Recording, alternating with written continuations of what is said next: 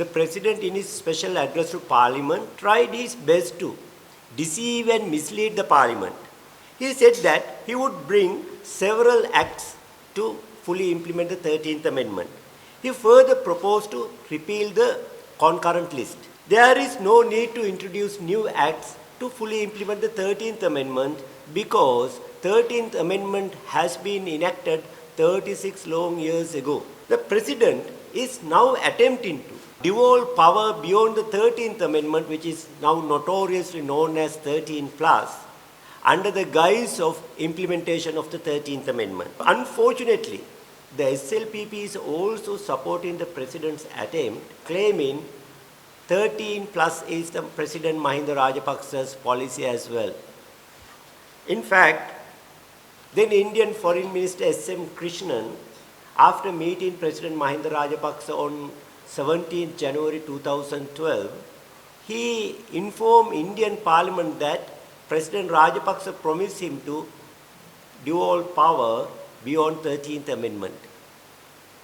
Then on 30th January, meeting media heads at a breakfast meeting, President Rajapaksa said that I had a discussion about devolving power beyond 13th Amendment, but I never promised India to do so.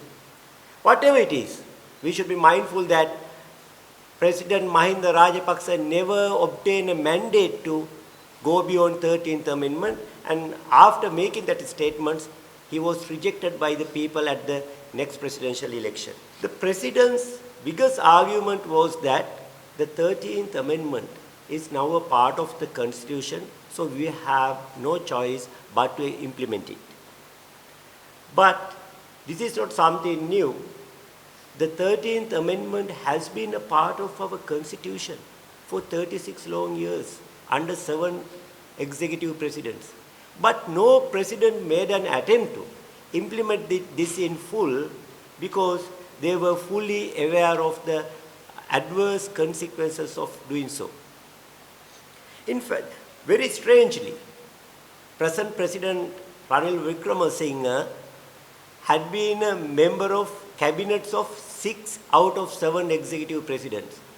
He was a cabinet minister under President Jayawardena. He was the leader of the House under President Premadasa. Then he was the Prime Minister under 4 presidents, namely President D.B. Wijetunga, Chandrika Kumaratunga, Maithripala Sirisena and Gotabaya Rajapaksa. However, he never advised or requested those presidents to implement the 13th Amendment in full.